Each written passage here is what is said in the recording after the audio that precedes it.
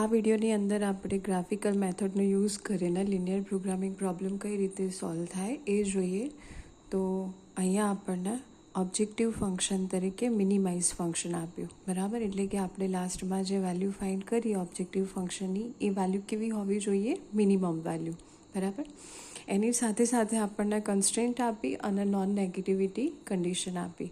તો જ્યારે આપણે ગ્રાફિકલ મેથડનો યુઝ કરીને સોલ્યુશન ફાઇન્ડ કરીએ ત્યારે પહેલું શું ધ્યાન રાખવાનું કે જે કન્સ્ટ્રેન્ટ આપેલી હોય એની રાઇટ હેન્ડ સાઈડ બધી કન્સ્ટ્રેન્ટ માટે પોઝિટિવ હોવી જોઈએ. સપોઝ તમને નેગેટિવ વેલ્યુ આપેલી હોય તો આપણે એને પોઝિટિવ બનાવીશું. કઈ રીતે? તો જે કન્સ્ટ્રેન્ટની રાઇટ હેન્ડ સાઈડ નેગેટિવ હોય એ આખી કન્સ્ટ્રેન્ટને -1થી મલ્ટીપ્લાય કરવાના અને એની જે ઇનઇક્વાલિટી હોય એ ચેન્જ કરી દેવાની. એટલે કે જો કન્સ્ટ્રેન્ટ તમને લેસ ધેન ઓર ઇક્વલ ટુના ફોર્મમાં આપી હોય તો greater than or equal to કરી દેવાના, અને greater than or equal to હોય તો less than or equal to. તો હવે આપણે ગ્રાફિકલ મેથડનો યુઝ કરીને સોલ્યુશન ફાઇન્ડ કરીએ. તો સૌથી પહેલાં તો આ બધી કન્સ્ટ્રેન્ટ રાઇટ હેન્ડ સાઈડ બધાની પોઝિટિવ જ છે એટલે આપણે એને પોઝિટિવ કરવાની જરૂર નહીં પડે. તો કન્સ્ટ્રેન્ટને ઇક્વેશનના ફોર્મમાં કન્વર્ટ કરીએ. પછી એમાં 1 બાય 1 x1 અને x2ની વેલ્યુ 0 લઈને પોઈન્ટ્સ ફાઇન્ડ કરીએ.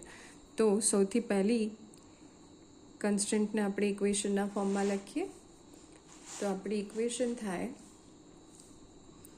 5x1 plus x2 is equal two 10, બરાબર. હવે આની અંદર આપણે વેલ્યુ મૂકીએ x1ની. તો x1 0 લઈએ તો x2 કેટલા મળે? તો 5 × 0 plus x2 is equal two 10. આ વેલ્યુ તો 0 થઈ જશે. therefore x2 is equal two કેટલા થાય? 10. તો આપણું પોઈન્ટ થાય 0, 10. પહેલાં કોની વેલ્યુ મૂકવાની? x1ની, અને પછી કોની વેલ્યુ મૂકવાની? x2ની. x1 એટલે x કોઓર્ડિનેટ અને x2 એટલે y કોઓર્ડિનેટ. હવે આપણે x2ની વેલ્યુ 0 લઈએ અને x1ની વેલ્યુ ફાઇન્ડ કરીએ સેમ ઇક્વેશનમાં. x2 0 મૂકીએ તો 5x1 plus 0 is equal two 10. તો x1 is equal two 10 by 5 કેટલા થશે? 2. તો પોઈન્ટના કોઓર્ડિનેટ શું થાય? 2, 0. તો ઇક્વેશન માટે આપણને 2 પોઈન્ટ્સ મળી ગયા. એ જ રીતે હવે સેકન્ડ કન્સ્ટન્ટને આપણે ઇક્વેશનમાં કન્વર્ટ કરીએ. તો x1 plus x2 is equal two 6. હવે આમાં પણ x1ની વેલ્યુ 0 લઈએ તો x2 કેટલા મળે? 6, રાઈટ. તો પોઈન્ટ થાય આપણું 0, 6. એ જ રીતે હવે x2 0 લઈએ તો x1ની વેલ્યુ 6 મળશે. તો પોઈન્ટ શું થશે? 6, 0. અને હવે લાસ્ટ કન્સ્ટ્રેન્ટ એને બી ઇક્વેશનના ફોર્મમાં કન્વર્ટ કરી દઈએ. તો શું થશે આપણી equation? x1 plus 4x2 is equal to 12. એમાં પણ પહેલી વખત આપણે x1ની વેલ્યુ કેટલી લઈએ? 0. x1 0 મૂકીએ તો 4x2 is equal to 12. therefore x2 is equal to 12 by 4 કેટલા થાય? 3. તો પોઈન્ટ શું થશે? 0, 3, બરાબર. અને હવે x2ની વેલ્યુ 0 લઈએ. એમાં x2ની વેલ્યુ 0 મૂકીએ.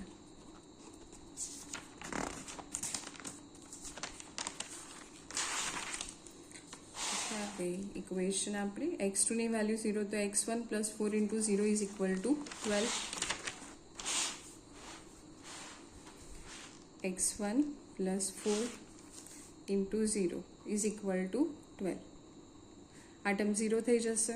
તો x1 કેટલા મળે? 12. એટલે આપણું પોઈન્ટ થાય 12, 0, બરાબર. તો હવે આપણે જ્યારે ગ્રાફ ડ્રો કરીએ તો પહેલાં નક્કી કરી લઈએ કે x કોઓર્ડિનેટ ઉપર ક્યાં સુધી મેક્સિમમ જવાનું અને y કોઓર્ડિનેટ ઉપર ક્યાં સુધી જવાનું, બરાબર. તો દરેક પોઈન્ટ માટે આપણે x1 અને x2ની વેલ્યુ જોઈ લઈએ કે મેક્સિમમ કેટલી મળે. તો અહીંયા જેટલા બી પોઈન્ટ્સ આપે બધા પોઈન્ટ્સ માટે જો x કોઓર્ડિનેટ 0, અહીંયા 2 થશે, આ 0, 6, 0, બરાબર. અને અહીંયા મળશે આપણને કેટલા? 12. તો મેક્સિમમ વેલ્યુ કેટલી મળી? 12 x કોઓર્ડિનેટની. તો આપણે x એક્સિસ ઉપર ક્યાં સુધી જઈશું? 12 સુધી. એ જ રીતે y એક્સિસ માટે તો x2ની વેલ્યુ ફાઇન્ડ કરીએ તો 10, પછી 0, 6, 0, 3 અને 0. મેક્સિમમ વેલ્યુ કેટલી મળી x2ની? 10. તો વાય એક્સિસ ઉપર આપણે ક્યાં સુધી જઈશું? 10 સુધી. તો ગ્રાફ મેં ઓલરેડી ડ્રો કરેલો જ છે, આપણે ખાલી એની અંદર પોઈન્ટ્સને પ્લોટ કરી દઈએ. જુઓ, અહીંયા મેં પોઈન્ટ્સ મૂકેલા જ છે, બરાબર. તો સૌથી પહેલાં આપણે ફર્સ્ટ ઇક્વેશનને અહીંયા પ્લોટ કરીએ. તો આપણને કયા બે પોઈન્ટ મળ્યા હતા? 0, 10 અને 2, 0. બરાબર. 0, 10 ક્યાં આવશે? 0, 10. તો વાય એક્સિસ ઉપર એક્સ કોઓર્ડિનેટની વેલ્યુ કેવી હોય? 0 હોય. તો અહીંયા આપણું પોઈન્ટ થાય 0, 10. અને એ જ રીતે 2, 0 એટલે એક્સ કોઓર્ડિનેટની વેલ્યુ 2 અને વાય કોઓર્ડિનેટ 0. હવે આ બંને પોઈન્ટને આપણે સ્ટ્રેટ લાઇનથી કનેક્ટ કરીએ.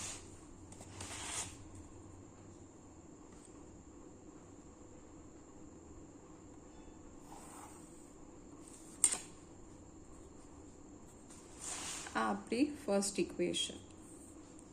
હવે આની અંદર એનો એરિયા કયો કવર થાય? તો એની માટે આપણે જુઓ, એક પોર્શનની અંદર આપણને 0, 0 મળી જાય, 0, 0. તો જોઈએ કે જો આ 0, 0 આપણે કન્સ્ટ્રેન્ટમાં મૂકીએ x1, x2ની જગ્યાએ, અને જો કન્સ્ટ્રેન્ટને સેટિસ્ફાય કરતું હોય તો આ એરિયા આવે, અને કન્સ્ટ્રેન્ટને સેટિસ્ફાય નહીં કરતું હોય તો એનો ઓપોઝિટ એરિયા આવશે. તો આમાં આપણે x1 ને x2ની વેલ્યુ 0 મૂકીએ તો શું થાય? 0 + 0, 0. 0 > 10 પોસિબલ છે? નથી. મતલબ કે આપણી કન્સ્ટ્રેન્ટ સેટિસ્ફાય થતી નથી. સેટિસ્ફાય થતી હોય તો આ બાજુનો એરિયા આવે, પણ હવે કયો આવશે? એની ઓપોઝિટ સાઈડનો, એટલે કે બહારનો ભાગ. રાઈટ. એ જ રીતે હવે સેકન્ડ ઇક્વેશનના પોઈન્ટ પ્લોટ કરીએ. કયા પોઈન્ટ મળ્યા આપણને? 0, 6 અને 6, 0. તો એ બી મૂકી દઈએ ગ્રાફની અંદર. તો આ થાય આપણું 6, 0 અને આ 0, 6. બંને પોઈન્ટને સ્ટ્રેટ લાઇનથી કનેક્ટ કરી દઈએ.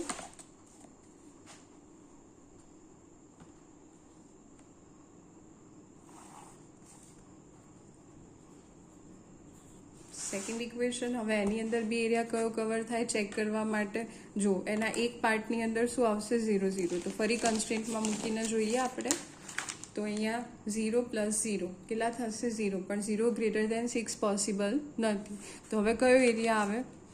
તો ઓપોઝિટ એરિયા, કારણ કે આ પોર્શન આપણી કન્સ્ટ્રેન્ટને સેટિસ્ફાય કરતો નથી. બહારની બાજુનું આવશે આમાંય.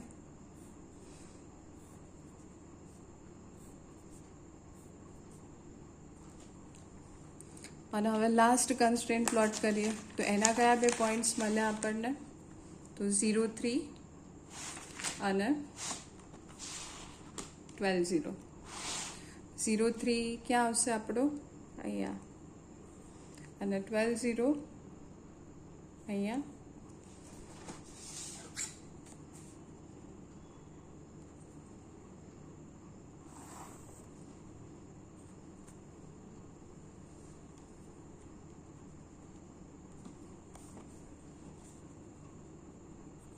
આ આપણી થર્ડ ઇક્વેશન. હવે એનો એરિયા બી ચેક કરવા માટે તો જુઓ, એના એક પોર્શનની અંદર 0, 0 આવશે.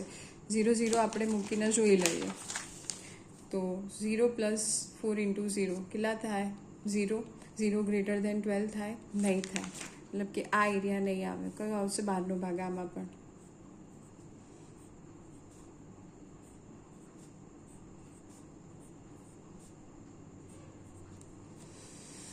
હવે આપણે કોમન રીજન ફાઇન્ડ કરવાનું, જેમાં આપણી બધી જ કન્સ્ટ્રેન્ટ સેટિસ્ફાય થતી હોય. તો કયો એરિયા આવશે? રહ્યો આ પોઈન્ટથી સ્ટાર્ટ કરીએ. એક આ પોઈન્ટ આવશે. પછી તમે જુઓ, કોમન એરિયા મતલબ કે ફિઝિબલ રીજન તરીકે બહારનો ભાગ, કારણ કે આપણો બધો પોર્શન છે 3 ઇક્વેશન માટેનો, એ કઈ બાજુ જાય? બહારની સાઈડ જાય. હવે એના પછી અહીંયા જઈએ તો આપણી આ ઇક્વેશન સેટિસ્ફાય નહીં થાય, એટલે આપણે ક્યાં જવું પડશે? આ લાઈન ઉપર. તો એક અહીંયા પોઈન્ટ મળે આપણને, એક્સ્ટ્રીમ પોઈન્ટ, કોર્નર પોઈન્ટ આ રહ્યું.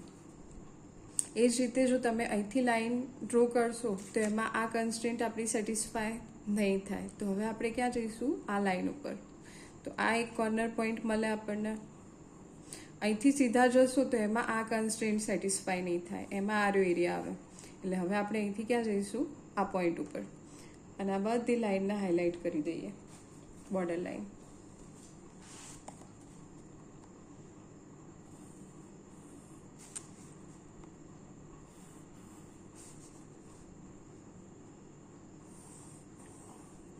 તો આપણો ફિઝિબલ એરિયા કયો થાય? બહારનો આ જે પોર્શન છે એ આખો આપણો શું થશે? Feasible area, feasible region, feasible solution space, તમે જે નામ આપો એ. કારણ કે આપણે આ એક્ઝામ્પલની અંદર ઓબ્જેક્ટિવ ફંક્શનની મિનિમમ વેલ્યુ ફાઇન્ડ કરવાની. તો મિનિમમ વેલ્યુ ફાઇન્ડ કરવા માટે આપણે જે આ કોર્નર પોઈન્ટ્સ મળ્યા એના કોઓર્ડિનેટ્સ મૂકીને વેલ્યુ ફાઇન્ડ કરીશું. પણ જો ઇન કેસ તમને આ જ ફંક્શન ઓબ્જેક્ટિવ ટાઈપ મતલબ કે ઓબ્જેક્ટિવ ફંક્શન મેક્સિમાઇઝ ટાઈપનું આપેલું હોત તો એની માટે શું થાય કે ફિઝિબલ રિજનની કોઈ બાઉન્ડ્રી ફિક્સ નથી અહીંયા, બરાબર. જે રીતે આપણે આગળની મેથડમાં જોઈ ગયા કે એરિયા ફિક્સ હતો, એના જે કોર્નર પોઈન્ટ્સ મળતા હતા એમાંથી આપણને ઓબ્જેક્ટિવ ફંક્શનની મેક્સિમમ વેલ્યુ મળે. પણ આની અંદર આપણને આ સાઈડ કોઈ બાઉન્ડ્રી નહીં મળે, રાઈટ. તો કોઈ એવો કોઈ મતલબ કે જે એરિયા છે કોઈ જગ્યાએથી બાઉન્ડ થતો નથી કે જેની માટે આપણને ઓબ્જેક્ટિવ ફંક્શનની વેલ્યુ મેક્સિમમ ઓપ્ટિમમ મળતી હોય. કહેવાનો મતલબ એ કે તમે જેમ જેમ પોઈન્ટની વેલ્યુ આ રિજનની અંદર ઇન્ક્રીઝ કરતા જશો એ પ્રમાણે ઓબ્જેક્ટિવ ફંક્શનની વેલ્યુ પણ ઇન્ફાઇનાઇટલી શું થાય? ઇન્ક્રીઝ થાય. એવું એક બી પોઈન્ટ નહીં મળે કે જેની માટે હા બસ હવે એનાથી વધારે ઓબ્જેક્ટિવ ફંક્શનની વેલ્યુ પોસિબલ નથી, એવું નહીં થાય. જ્યાં સુધી તમે વેલ્યુ ઇન્ક્રીઝ કરતા જશો અહીંથી પોઈન્ટ્સની એ પ્રમાણે ઓબ્જેક્ટિવ ફંક્શનની વેલ્યુ મળતી જાય. પણ એવું ક્યારે થાય કે જ્યારે આપણું ઓબ્જેક્ટિવ ફંક્શન મેક્સિમાઇઝ ટાઈપનું આપેલું હોત, બરાબર. તો સપોઝ મેક્સિમાઇઝ હોત તો આપણું સોલ્યુશન અનબાઉન્ડેડ કહેવાય. એવું બી એક આપણો કેસ છે, પાછળથી એનું બી એક્ઝામ્પલ આપણે જોઈશું. પણ હાલ આપણે મિનિમાઇઝેશનની વાત કરીએ. તો હવે આપણે કયા પોઈન્ટ્સ લઈશું? જે કોર્નર પોઈન્ટ્સ ફાઇન્ડ કર્યા અને એમાંથી જે પોઈન્ટ માટે આપણને ઓબ્જેક્ટિવ ફંક્શનની વેલ્યુ મિનિમમ મળે. તો હવે આપણે પોઈન્ટને નામ આપી દઈએ. તો એક તો આવશે આને આપણે નામ આપીએ એ. તો આના કોઓર્ડિનેટ શું થાય? 12, 0. આ પોઈન્ટને આપણે નામ આપી દઈએ બી. એના કોઓર્ડિનેટ્સ આપણને ડાયરેક્ટ નહીં મળે, એ જ રીતે આને આપી દઈશું સી. અને ડીના કોઓર્ડિનેટ શું થશે? 0, 10. હવે અહીંયા આપણે કોના કોઓર્ડિનેટ્સ ફાઇન્ડ કરવાના? બી અને સીના. તો પહેલાં બીની વાત કરીએ. બી કઈ લાઇનનું ઇન્ટરસેક્શન પોઈન્ટ થાય? સેકન્ડ અને થર્ડ ઇક્વેશનનું. તો આપણે એને સોલ્વ કરીને બીના કોઓર્ડિનેટ્સ ફાઇન્ડ કરીએ. તો આપણું સેકન્ડ ઇક્વેશન શું થશે? x1 + x2 = 6. x1 + x2 = 6. આ સેકન્ડ ઇક્વેશન. અને એ જ રીતે થર્ડ ઇક્વેશન શું છે? x1 + 4x2 = 12.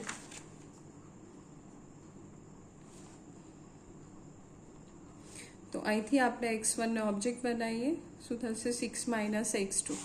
હવે આ આપણે ઇક્વેશન 3માં મૂકી દઈએ x1ની જગ્યાએ. કેટલા? 6 - x2 + 4x2 = 12. તો 6ને લઈ જઈએ રાઈટ સાઈડ. -x2 + 4x2 કેટલા વધે? 3x2. 12 - 6 કેટલા વધશે? 6. therefore x2 = 6/3. કેટલા થાય? 2. કોની વેલ્યુ મળી? 2. x2ની. આ x2ની વેલ્યુ આપણે આની અંદર મૂકી દઈએ એટલે આપણને x1 મળી જાય. તો x1 કેટલા થયા? 4. તો બીના કોઓર્ડિનેટ શું થશે? 4, 2. પહેલાં x1 અને પછી x2. 4, 2. બરાબર. એ જ રીતે હવે સી ફાઇન્ડ કરીએ. તો સી કઈ બે લાઇનનું ઇન્ટરસેક્શન પોઈન્ટ થાય? 1 અને 2. તો એ બંને સોલ્વ કરી દઈએ. તો આપણી first equation 5x1 + x2 = 10.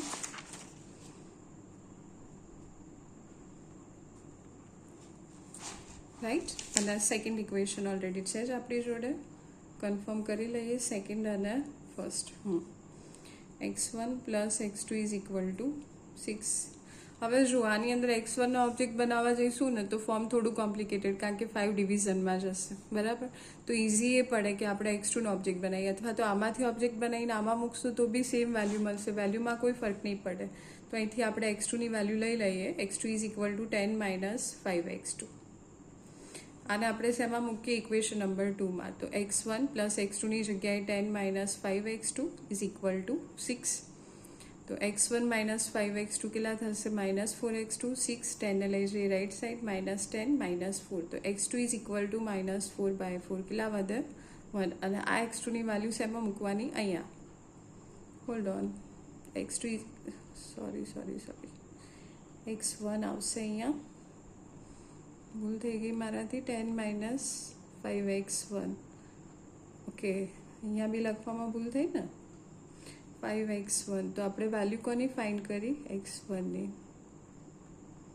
Okay x1 કેટલા મળે આપણને 1 અહીંયા આપણે x1 ની વેલ્યુ મૂકીએ તો 10 - 5 અને x1 ની વેલ્યુ 1 કેટલા થશે 5 તો પોઈન્ટ સી ના કોઓર્ડિનેટ્સ થાય પહેલા x1 એટલે 1 અને પછી x2 એટલે 5 1 5 તો આ 4 કોર્નર પોઈન્ટ્સ આપણને મળ્યા આ 4 પોઈન્ટની વેલ્યુ આપણે શેની અંદર મૂકીશું હવે ઓબ્જેક્ટિવ ફંક્શનની અંદર તો આપણું ઓબ્જેક્ટિવ ફંક્શન આપ્યું આપણને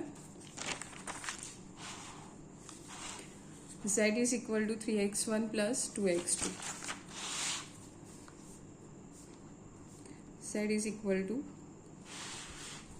3x1 plus 2x2 પહેલા કોની માટે ઇવેલ્યુએટ કરીએ આપણે પોઈન્ટ એ માટે a of 12 0 3 into 12 plus 2 into 0 કેટલા થશે 36 that is equal to 36 એ જ રીતે સેકન્ડ પોઈન્ટ લઈએ b of 40 તો z is equal to 3 into 4 plus 2 into 2 12 plus 4 કેટલા થાય 16 b માટે z ની વેલ્યુ મળી 16 એ જ રીતે નેક્સ્ટ પોઈન્ટ કયો આવશે c of 15 z is equal to 3 into 1 plus 2 into 5 3 plus 10 કેટલા થશે 13 અને લાસ્ટ પોઈન્ટ આપણું થાય d of 0 10